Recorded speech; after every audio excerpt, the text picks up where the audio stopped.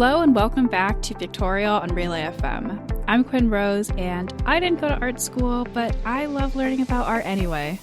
And I'm Betty. I also didn't go to art school, but I also love learning about art all the time. And we have been doing it on this podcast anyway, for more than 3 years now. Yay!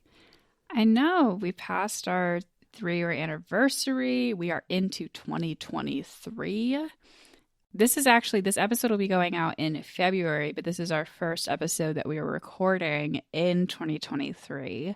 And so I thought it might be fun to do a little bit of a retrospective, not necessarily a retrospective of Pictorial, although that will come up, let me assure you. Oh, but there's an article on Art News that was published in December that is the 25 defining artworks of 2022. And these are works that were either created or displayed kind of prominently for the first time in 2022, or older works that came into new meanings and contexts in this year. And so I thought it might be fun for us to take a little gander through this list and talk about some things that stand out to us. I have a couple of examples that I want to maybe talk about in a little bit more detail. But before we get into anything at all, I just want to point out a couple of important things here. And that is number 6, which is Piet Mondrian's New York City 1, which we talked about extensively on our episode about upside down art. And the selected number 1 defining artwork of 2022 was Sovereignty, as displayed at the Venice Biennale, which we also discussed extensively in that episode. Wow, we're pretty good at just knowing what's defining art. I know. We are on the pulse. We are moving. We are shaking. That is fantastic. Actually, this is really great because I find, other than obviously the number 1 artwork that we did talk about this year, I find that I'm not usually looking at art that like literally just came out this year or recently quite often. I think this is because, I used to work at an art gallery, and usually stuff only comes to us sometime later, or they're really old, like hundreds of years old. So even though we talk a lot about contemporary art, it's not often that I'm personally looking at really contemporary, like fresh off the presses or whatever the metaphor is. So, it'd be good to look at some of those now. Yeah, I actually was in an art museum recently, and they had some new accessions that were like from 2021, and I was like, whoa, so fresh. Yeah, in art, I guess, especially when things quite often could be so old that they are, disintegrating. Things from the last year or two is like just, totally fresh. Well, speaking of things that aren't fresh, actually, I wanted to give kind of a shout out to the items on this list that aren't recent, because I find them fascinating inclusions. One of them is this Vermeer painting, Girl with a Flute, which is at number 20. And the reason that this was included is because in October, the National Gallery of Art in DC officially took away the Vermeer attribution. So the experts there, in their analysis, found that it lacked some of Vermeer's defining sort of calling cards as an artist, and they decided that they believed it was made by an associate of his instead. But then a month later, the Rijksmuseum in Amsterdam was like, no, this definitely was made by Vermeer. Oh no! And so they're displaying it with his name still attached to it.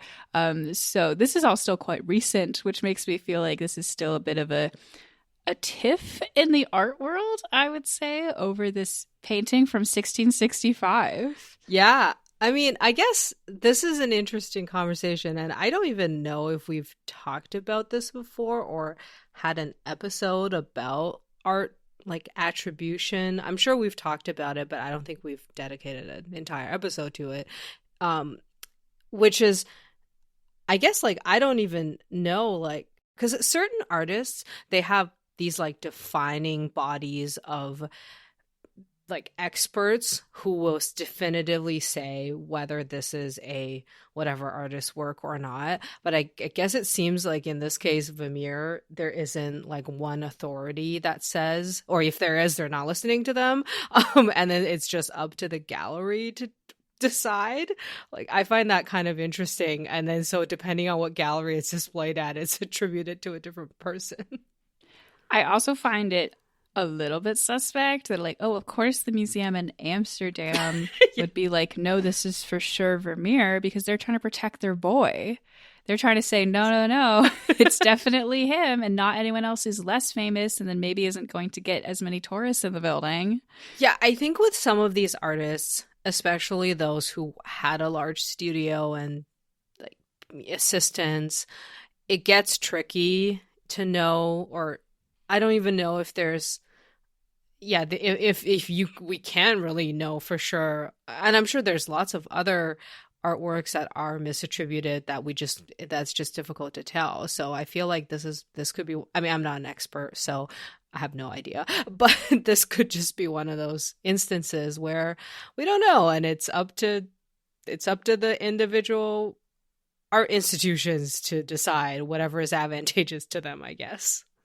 Too many cooks in this kitchen. Before we get into any of these more contemporary works, I wonder, now that you have the chance to look at this page a little bit, is there anything that jumps out at you visually? Anything that you are kind of noticing about this? There's like 2 or 3 that I find interesting. And again, other than the ones we've already mentioned, I don't know about any of these other ones or even probably who the artists are. But I think one that actually jumped out at me at first is the first one that's on this page, which is obviously technically, I guess, the last one on this list, which is 25. And it looks like it's by Alethea Haven Ramirez, the Google Doodle. And presumably this is a Google Doodle from at some point. And it looks like it kind of looks like a child's drawing, like actually it looks like a doodle of like this person sitting on a couch, and there's I want to say a cat or a dog, an animal that is sitting on the couch with them. And there's things hanging on the wall behind the couch, and it says Google. Actually, it jumped out at me because it kind of reminds me of this Canadian artist that I really like called Annie Putagook, and who also does like doodles that make it look like it's a child's doodle, but it's not. And like, it's actually really interesting once you look deeper into it. Not that children's doodles aren't interesting, but yeah. So, and I guess also just I'm intrigued on why a Google Doodle ended up on this list. So this one is a really different kind of inclusion onto this list, and is also extremely sad because this is a child's doodle. It was there was like a one of those contests, they have kids send in artwork. Lots of places do stuff like this. So they were like, hey, send in art for the Google Doodle. This artwork wasn't selected for that contest, but the girl who made this, after she completed it, she was killed in a shooting at an elementary school. Obviously, that is a horrific tragedy, and I don't know at what point Google became aware that they had this artwork that had been submitted by this child who was killed, but they ended up highlighting her work and sort of sharing it publicly after this. This is actually not the only piece on this page that is about gun violence. There are actually several that are strongly related to gun violence. One of the most other prominent examples would be just 2 later on number 23, which is a piece by Tiana Nikki McLeodin, which figure 8 W 22 millimeters. Sorry, I read that really slowly because some of it is in Roman numerals, and I really had to let my brain work for a second. I'm the same way with Roman numerals. Yeah, but it's Kydex, which is this industrial plastic that is wrapped over a handgun. So it's like a gun that is like shrink wrapped in black plastic. So is it like a real gun that it's wrapped around? I believe it is a real gun, yes. They mention in the description for this that McLauden, who is a Black lesbian artist from Philadelphia, learned how to shoot a gun following the beginning of COVID and the George Floyd protests. And so there's a lot of interesting messaging that can be read into here about taking away the power of a weapon, but also making it a very pronounced image of this weapon. I think that it doesn't have a clear explanation for what it's trying to do here. I believe it's also part of a larger exhibit that has different kinds of things that are covered in this material. But obviously something like a gun is going to be one of the most striking aspects of that exhibit because it is something that is so both dangerous and evocative and pulls a lot of feelings for a lot of different people. It looks very powerful. Like that was one of the other pieces I was going to say that kind of jumped out at me. And I think the description says that this type of plastic is used for knife sheaths, which is a knife is also a weapon. So I guess the artist is kind of using this like in a way. I guess it's not like they're saying there's like a position that they have on gun violence or not. I guess that I don't know if I'm reading that correctly. Like it really is just highlighting this as a key aspect of American consciousness. Or is there a message? I don't know. I mean, it's art. There's always a message, but yes. I think that a message is also most of the time, and I think especially in things like this, is in the eye of the beholder. It's like you're going to bring whatever your perspective on guns are to viewing this art, and that's probably going to change how you're perceiving it. That's true, yeah. Yeah, I do. There's the next piece right after that in the list as well is a sculpture work by Rebecca Belmore called Ishkode, which means fire. And this piece is gorgeous. This is one of the ones that I actually selected as one of my personal favorites. It looks like a person who has draped a sleeping bag around themselves. So you can't see anything about the person, but you can, just looking at it, you can tell like, oh, there's a person in there. There isn't. But like, that's what it evokes. And then surrounding that figure are just hundreds of bullets in a big filled in circle on the ground around them. And the actual figure itself is a sleeping bag that's been cast in clay. So there's a very metallic kind of coloring to it that aligns with the metallic of the bullets on the ground. This is another one that I think can have a lot of different interpretations on like your specific takeaway from it, but is also definitely like evoking these ideas of gun violence. It's very haunting. There's this feeling of like this figure is completely surrounded by these bullets. And because there are no actual features of a person inside of there, it's like it feels very claustrophobic. There is no escape. Yeah. Actually, I do know this artist because there were a bunch of, and I think there still are a bunch of works of hers at the AGO. I can't remember off the top of my head which ones, but I do remember most recently when I was there was another sculptural, like person figure looking sculpture, and she is known to use a lot of metal and like copper materials in her work, and they're all, to me, really powerful statements, or they're just very intriguing to look at. And I definitely would like to see this particular one in person if I can figure out where it's located. This is something that was presented at the Whitney Biennial.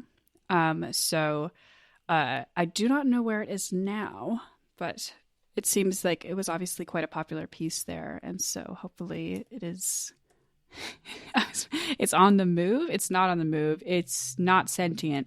But metaphorically, hopefully it's on the move. An interesting overall feature of this list is that a lot of things that are featured are films or have some kind of film component. I thought that was so interesting because I do feel like that's a more democratic form of art, because we've talked multiple times about how there's plenty of art that you can experience on the internet, and that's the form of what it is. And then you can see images of things, but it's not quite the same as seeing physical forms in person. But then with a film, like that's a born digital art piece, and so whatever the film is what it is. But it's also like when these things that are created for fine art, like they aren't typically freely available, or even possibly like available at all on the internet in the way that like other kinds of films are. So I thought that was an interesting contrast between, it's like, oh, well, it's great that this is potentially like a more accessible form of art because it's a film, but then maybe it's completely inaccessible because you can't capture it the same way in a picture, and also you have to go to a physical location to see it. So it's like, well, now we're even further back than we started. Yeah, that is true. That's interesting. And I think you and I have talked about how, depending on the length of the film, if it's in an art gallery, if the video is like an hour, chances are most people aren't going to sit around and watch all of it unless they're literally you or me. and so I find that whenever I see these types of film pieces, and again, I don't always sit and watch all of them. So similarly with even the ones that I sit through, when I worked at the art gallery, I think I would see that most people would walk in and out of like film artworks probably in like 30 seconds to a minute. So it does seem like they're not often experienced to their fullest. And maybe for some artists, you don't have to. Not all the pieces are meant to be watched in full. But watching through the whole thing does give you more experience of it than not. So yeah, I don't really know how to feel about the ones that are quite long in length, but you kind of have to sit there for the whole time to see it. That is an interesting point, especially because a lot of these films that are considered very long for being in museums would be very short in any other context. Like you have, let's say, a 45-minute art film. That's an impossible amount of time to sit down in a museum and watch something.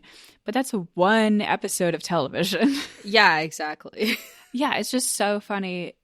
But unfortunately, as I was just saying, like, that is the context in which these things exist. And so how often are people actually seeing this thing in full if they're not, someone who's specifically there to view that film or study it in some way, or there for some kind of event in which watching that film is featured. But I mean, I guess people wouldn't become fine artists if they were really that worried about a lot of people seeing their work. Yeah, I guess. Well, that's the thing. I was thinking, I was like, why don't they just upload it to YouTube like what I do? So, and maybe some of them do, but the other aspect of this is, well, if it's on YouTube, then other than the ad revenue you may make, which is very little, you're distributing this work in a way that's not financially lucrative for you. So I mean, yeah, like so many artists upload films to YouTube, and I'm sure even some of the artists on this list like have a lot more publicly accessible work, or maybe things in time will be made more publicly accessible in that way. But people got to pay bills, and YouTube is not paying the bills. I had one other piece that we haven't touched on at all that I definitely wanted to make sure we talked about, and that is the piece at number 19. Yeah, I did notice this one.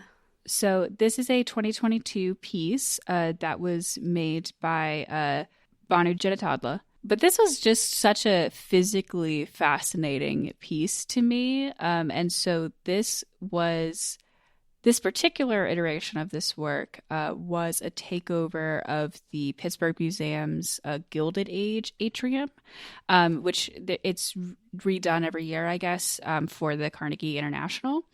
And so this one is filled with golden balloons. So there's these giant towers of those golden letters, those things that are like really popular with white women, where it's just like Yeah. Each balloon is a different capital letter, and they have it spell out like 30 or whatever. Anyway, so in this in this case, all of the letters in each bunch of balloon spells out one of the articles from the Universal Declarations of Human Rights that were adopted by the UN in 1948.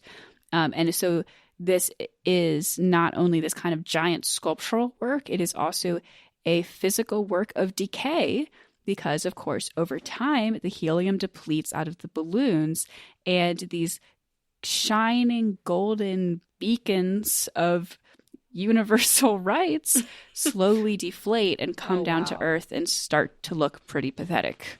Yeah, so when I was scrolling, this was also one that kind of caught my attention. And just as we were looking closer at this, I noticed the scale of how, because it looks like this is a 2-story level atrium, and they're pretty high ceilings too. So these are very large pieces that go almost from floor to the top of the second level.